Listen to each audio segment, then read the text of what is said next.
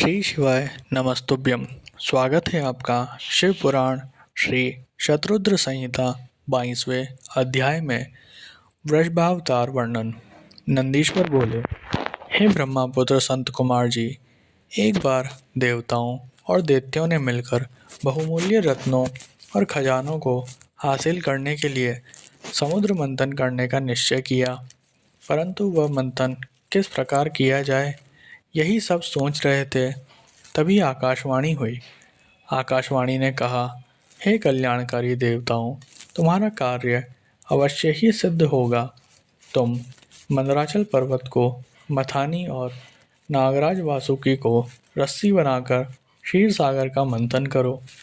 आकाशवाणी सुनकर देवता और दानव उत्साहित होकर मंदराचल पर्वत को उखाड़ने लगे।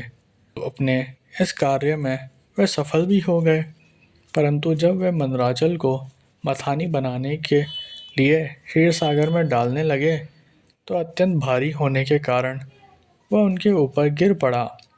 अनेक देवता और दानव उसमें दब गए। भयभीत होकर सब भगवान शिव की आराधना करने लगे। भगवान शिव अपने भक्तों पर सदा अपनी कृपा करते हैं। उन्होंने देवताओं दानवों को बल प्रदान किया। सबने मिलकर मंदराचल पर्वत को क्षीर सागर के जल में डाल दिया। फिर नागराज वासुकी को रस्सी बनाकर समुद्र मंथन करना आरंभ किया। समुद्र मंथन के फलस्वरूप धन्वंतरी, वेद, चंद्रमा, पारिजात, कल्पवृक्ष, उच्छेश्वा घोड़ा, ऐरावत हाथी, मदिरा, हरि का धनुष, शंख, कामधेनु, कौस्तुभ मणि, अमृत तथा कालकोट विष आदि वस्तुएं निकली। साथ ही परम सुंदरी मनोहर रूप एवं धन वैभव की स्वामिनी देवी लक्ष्मी भी निकली।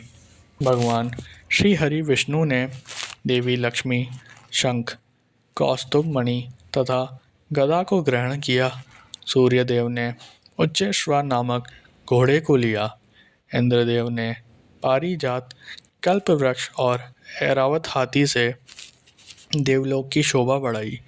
त्रिलोकीनाथ भक्त वत्सल भगवान शिव ने देवताओं और असुरों सहित पूरे संसार की रक्षा हेतु मंथन से निकला कालकूट विष पिया और नीलकंठ नाम से प्रसिद्ध हुए। उन्होंने चंद्रमा रक्षा हेतु उसे अपने सिर पर धारण किया। असुरों ने रमण कराने वाली मदिरा को लिया तो मनुष्यों ने धन्वंतरी वेद को ग्रहण किया। मुनिजनों ने कामधेनु को ग्रहण किया। तत्पश्चात सबके अंत में निकले अमृत कलश को देखकर सब उसे लेने के लिए झपटे। देवता और असुर दोनों ही अमृत पीना चाहते थे। असुरों ने देवताओं से अमृत छीन लिया। दुखी देवता भगवान शिव की शरण में गए।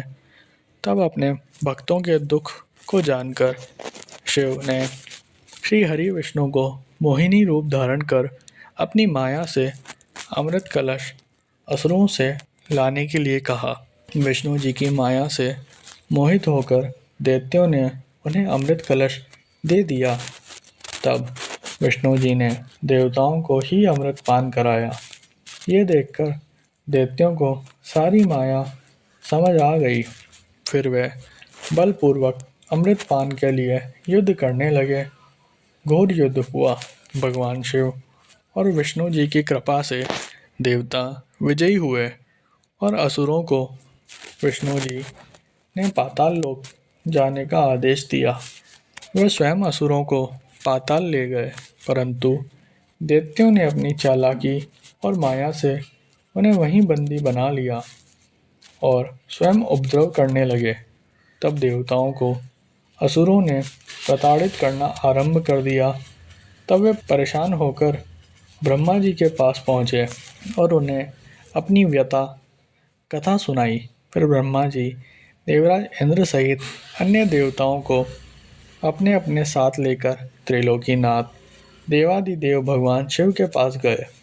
वहां पहुंचकर उन्होंने शिव जी को प्रणाम किया और स्तुति आरंभ कर दी। तत्पश्चात उन्होंने शिव जी से कहा, हे भगवान, असुरों ने हमें परेशान कर रखा है। उन्होंने भगवान श्री हरि विष्णु को भी बंदी बनाकर पाताल में कैद कर लिया है। अतः प्रभु आप उन्हें मुक्त कराएं और हमारी रक्षा करें। देवताओं की प्रार्थना सुनकर भगवान शिव ने उन्हें रक्षा का आश्वासन देकर विदा किया और स्वयं देवताओं के कल्याण हेतु वृषभावतार धारण किया।